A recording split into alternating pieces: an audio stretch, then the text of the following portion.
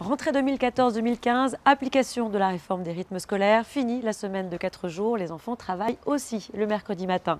Depuis, de nombreuses voix se sont élevées pour dénoncer une réforme jugée inutile, fatigante pour les enfants, trop chère pour les collectivités.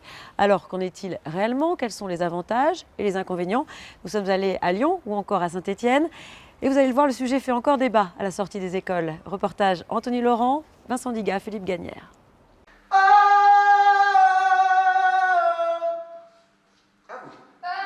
Chant, théâtre, dessin, activités sportives, récréatives ou éducatives, les nouveaux rythmes scolaires sont désormais inscrits dans la vie des écoles, des écoliers et de leurs familles.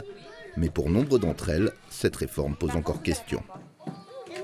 Moi, c'était ma crainte et ça rentre dans les mœurs. Donc, j'ai l'impression que maintenant, on ne se pose plus tellement la question oui-non, quoi. C'est là et on fait avec. Si on pouvait retourner en arrière, je pense que oui, il y aurait une possibilité. S'il y avait vraiment une ouverture, en tout cas, je pense qu'il y aurait des manifs qui seraient mises en place et que les gens voudraient vraiment qu'on reparte au système sur 4 jours.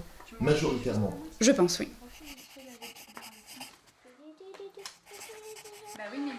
Un an et demi après sa généralisation, la réforme est donc entrée dans les mœurs, mais pas dans les cœurs. Elle connaît même encore de nombreux foyers de contestation. Donc je retrouve devant l'école des mamans d'élèves élus, une ATSEM de l'école. De toute façon, il n'y a qu'un seul constat, c'est la fatigue, l'épuisement. Ouais, donc de à partir de jeudi midi, les enfants, ils sont soit complètement éteints parce qu'ils sont fatigués. Ryan s'est endormi la semaine dernière sur son... Enfin, après la sieste, la maîtresse l'a réveillé, s'est endormi sur son bureau. Après, il y a des soucis inégalitaires. C'est quand même assez historique qu'au niveau de l'école de la République laïque, on puisse se retrouver avec plusieurs horaires différents. Je crois que dans le Rhône, il y a au moins 54 organisations. Donc je vais ressortir mon gilet jaune pour me positionner en tant qu'enseignante. Une enseignante du public qui a franchi le Rubicon et inscrit son fils dans le privé. Depuis, Fanny anime le collectif des Gilets jaunes, les opposants à cette réforme. Qui ne veulent pas voir la réalité du terrain. On a l'impression que c'est vrai, tout ce qu'on peut faire, ça, non. Pour comprendre la fronde, il faut se pencher sur cette étude de l'UNAF. L'Union nationale des associations familiales a mesuré le ressenti de 4000 familles. 79% des parents interrogés estiment que cette réforme a eu un impact sur leur vie familiale. Et pour 87% d'entre eux, il est négatif. Dès qu'on bouscule les habitudes, les gens sont mécontents. Ça, je crois que c'est la première réaction qu'il faut prendre avec beaucoup de prudence, parce que quand on fouille et quand on regarde les autres réponses, on s'aperçoit que les parents, ils sont quand même en attente d'amélioration, ils sont force de proposition, donc ils ne sont pas aussi déçus que ça. Mais ça les a bousculés. C'est le fait d'avoir mis l'école le mercredi matin. Beaucoup de familles disaient « Ah ben oui, mais nous on avait l'habitude le mardi soir, c'était familial, on s'organisait, s'il y avait une sortie cinéma ou autre, on le faisait avec les enfants le mardi soir, parce que le mercredi matin ils n'avaient pas école. » Beaucoup de personnes s'étaient organisées aussi pour garder leurs enfants le mercredi matin. Et là, c'est venu télescoper ça, c'est à mon avis la raison principale qui fait qu'au départ, les parents ont été sur un sentiment plutôt négatif. Pour mesurer ces bouleversements, nous avons été voir ce qui se passe à Lyon. Nos héros repartent toujours le bâton à la main jusqu'à la tanière du serpent. La ville a opté pour une organisation qui permet de concentrer sur une demi-journée, ici le vendredi, les activités périscolaires qui compensent les heures de classe récupérées au profit du mercredi matin. On peut mettre en place des activités sur un temps long, ce qui permet de développer du sport, des sorties, ce qu'on n'aurait pas pu faire sur 45 minutes. Par ailleurs, ce temps long, on l'a placé le vendredi après-midi parce que c'est quand même le moment où les enfants sont le plus fatigués, les moins aptes aux apprentissages scolaires. Et donc, on leur offre un temps de détente et de loisirs. Pascale est professeure de latin à l'université de Lyon. Elle est aussi une mère attentive à la scolarité de ses deux garçons, Amaury, 7 ans, et Armand, 10 ans. Armand qu'elle a retiré des activités du vendredi. Une hutte. H-U-T-T-E. Je lui ai vraiment demandé s'il voulait y retourner. Il m'a dit non. Donc, voilà. Et Armand, qu'est-ce qui te plaisait pas, toi? C'est ennuyeux. Je te dis pas.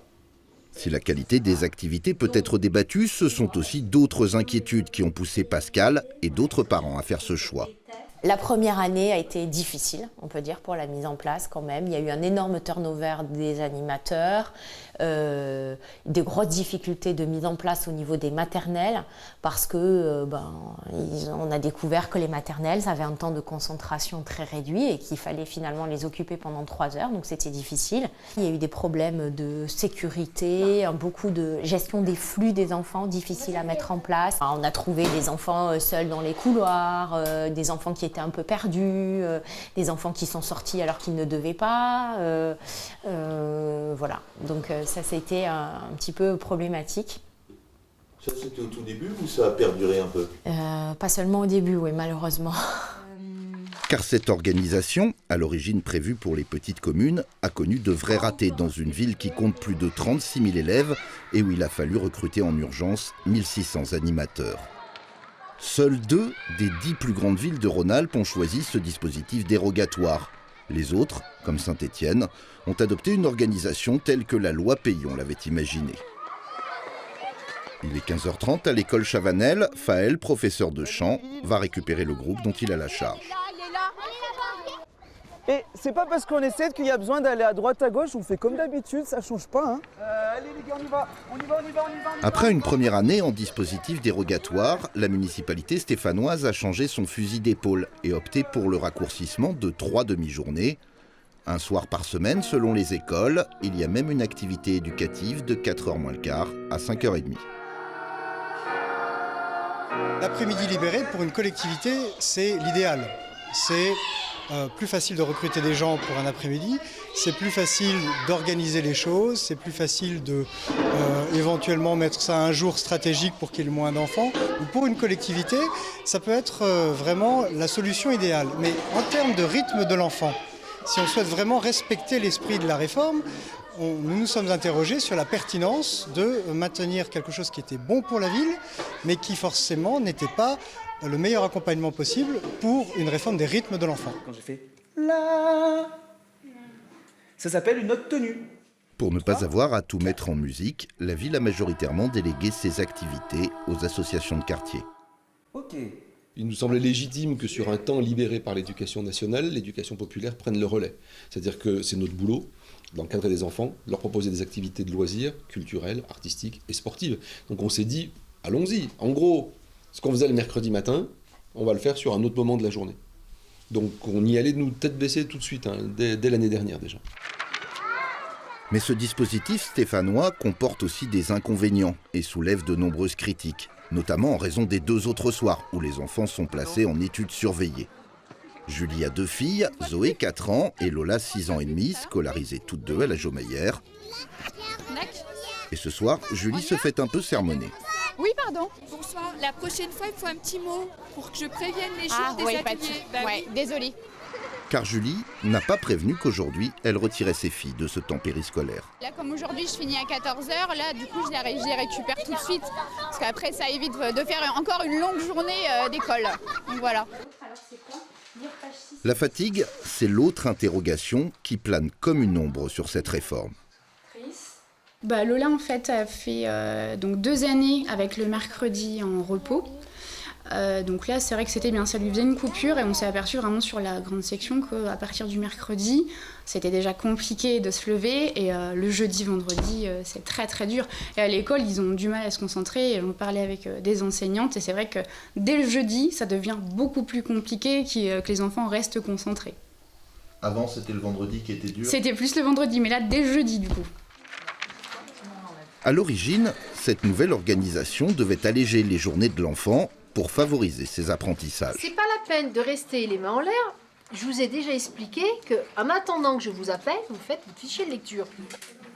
À l'école Chavanel, à l'heure du café, directrices et enseignants ont accepté de nous livrer leur point de vue.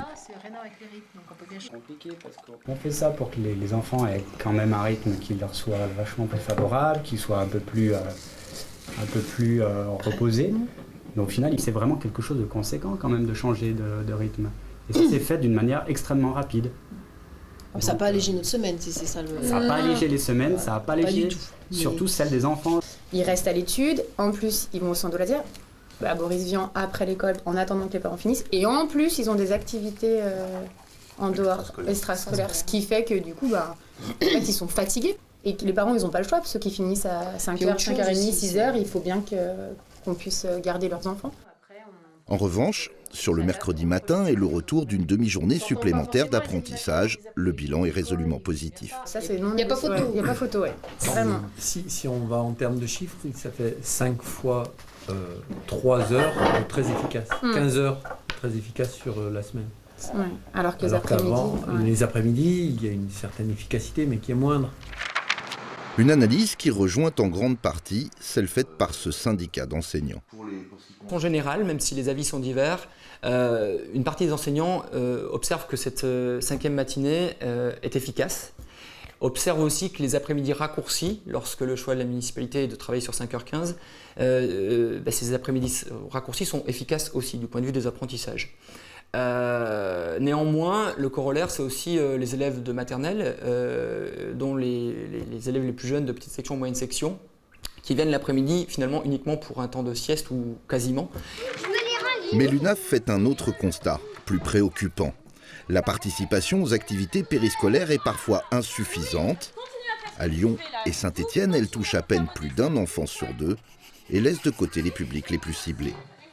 Quand on regarde, quand on affine un petit peu, ceux qui fréquentent le moins les activités dites périscolaires sont effectivement les familles les plus modestes ou les moins équipées culturellement, donc du coup qui ne voient pas l'intérêt d'inscrire leur enfant au niveau du théâtre alors qu'il peut rentrer à la maison plus tôt, parce qu'il y a aussi cette réflexion, beaucoup de parents pensent que la fatigue s'est accrue depuis les nouveaux rythmes scolaires, donc du coup ils se disent moins il reste longtemps à l'école, plus il pourra se reposer, sauf que l'enfant il ne se repose pas parce qu'il regarde la télé ou il fait autre chose. On n'a pas vocation à avoir 100% des enfants. Il n'y a aucune ville qui aujourd'hui accueille 100% des enfants sur son temps périscolaire. L'enfant est à l'école du matin au soir, à l'école, à la cantine et en activité. Je pense qu'il est bon aussi qu'il ait des moments où il est à la maison. Donc nous, le 60% nous satisfait si les familles sont contents et surtout si les enfants sont contents. Retour en 4e vitesse à Saint-Priest, où Fanny profite de son mercredi après-midi pour alimenter les réseaux sociaux et tenter de fédérer d'autres groupes en vue d'une journée de mobilisation prévue à l'échelon national. Chaque département a organisé sa plaquette dans un deuxième temps. Donc on va aller sur la plaquette de Lyon. Donc pour l'instant qui est inscrit, il y a La Réunion, il y a Lyon, il y a Tours, il y a Besançon, il y a Bordeaux. Car une autre question suscite la grogne. Celle des parents, mais aussi celle des municipalités. Le poids économique de cette réforme qu'on leur a imposée. À Lyon, la ville a choisi de faire participer les parents pour financer une organisation qui lui coûte à elle 5 millions d'euros supplémentaires. Cette participation, elle varie de 20 € par an à 190 € par an en fonction des revenus des familles.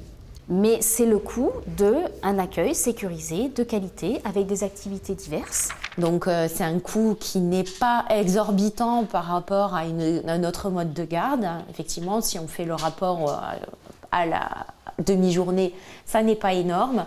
En revanche, ça arrive à peu près au coût d'une activité sportive ou culturelle par an, par exemple proposée par une MJC. Et c'est un coût qui est supérieur à ce qui nous avait été annoncé par la ville de Lyon. Chez les plus petits, la sieste a donc désormais un prix. À Saint-Étienne, la mairie a fait le choix de la gratuité. Cet affichage politique a un coût très lourd qu'elle n'est pas certaine de tenir dans la durée. Nous ne parlons plus, lorsque nous rencontrons les familles au sein des conseils d'école notamment, de gratuité. Nous parlons de prise en charge par la ville ou d'absence de coûts supplémentaires pour les familles. Vous entendrez plus les nuances et les accords, harmonie, beatbox. Il est évident que si l'État continue de baisser et de baisser et de baisser ses aides, budgétairement, nous serons obligés peut-être de revoir la copie. Et du côté des familles stéphanoises, l'opération n'est pas non plus totalement neutre. Il y a quand même plus d'heures de garde. Rien que le vendredi déjà, comme ça se termine à 4h moins le quart, c'est vrai que voilà, dès 4h moins le quart, il faut que mon assistante maternelle soit à l'école, qu'elle me la garde jusqu'à 18h, 18h30, que mon mari revienne. Donc ça fait quand même des grosses journées. Même si voilà, ils sont plus à l'école, ça fait des grosses journées, déjà d'une, et bien sûr ça fait des frais, quoi. Une équation financière qui inquiète l'UNAF, Car si une majorité de villes a opté pour la gratuité des activités, les choses pourraient à terme changer. La gratuité est à 66% à peu près. Avec l'inquiétude générale, c'est que ça va se renverser très très vite parce qu'il y a des difficultés financières au niveau des communes. Et donc ça va se renverser et du coup ça va sûrement accroître un petit peu la grogne des familles. Malgré toutes ces inquiétudes et ces mécontentements, la réforme est en place. Elle est même entrée dans les habitudes des familles et des enseignants. Les villes font avec et les organisations s'affinent pour le bien des enfants sous l'œil attentif des familles. Il y a vraiment une vigilance encore très grande de la part des parents sur les conditions d'accueil des enfants, sur la façon dont les animateurs gèrent le temps de midi, sur le comportement des animateurs avec les enfants, que ce soit le temps du midi ou le vendredi après-midi, et sur la qualité des activités proposées. Voilà. Après, je pense que les parents ne pourront pas faire tout ça tout seuls et que s'il y a une mobilisation à avoir, ça ne pourra se faire qu'avec les enseignants, par exemple. Et si les enseignants sont là et viennent nous chercher, on sera là aussi. Mais il faut désormais prendre le temps d'attendre pour mesurer les effets réels de cette réforme. C'est du moins le souhait du principal syndicat d'enseignants du premier degré pour qui l'heure de la contestation est passée. Il faut avoir un principe de réalité. Cette bataille, elle a été menée, elle a été vigoureuse. Il y a eu de nombreux moments de mobilisation, des grèves qui ont été très suivies. Rebrasser les cartes tous les 3 ans, il y a un moment où ça essouffle aussi. Et je pense que on en est là, avec un fonctionnement à 4 jours et demi. On n'est pas dupe, on sait très bien que le gouvernement ne reviendra pas sur ses décisions prises en début de quinquennat. Ceci explique sans doute que le jour venu, au moment de défiler sous les fenêtres du maire de Lyon, Fanny se soit sentie un peu esseulée. Il a profité justement de l'assouplissement en amont pour pouvoir fédérer les professeurs en libérant le vendredi après-midi. Voilà, ça motivait quand même le corps enseignant parce qu'effectivement c'est sympa d'avoir un week-end de 2 jours et demi, mais c'est absolument pas dans l'intérêt des enfants. Il y a beaucoup de résignation chez les collègues. La chose est mise en place, il y a une attente par rapport aux élections à venir, mais il y a une mobilisation qui a beaucoup baissé chez des gens qui à l'initial étaient actifs, quoi. Si cette fois la fronde n'a pas trouvé de relais dans la rue, l'éducation nationale ne pourra pas faire longtemps l'économie d'une étude critique et d'un bilan approfondi de ces nouveaux rythmes scolaires.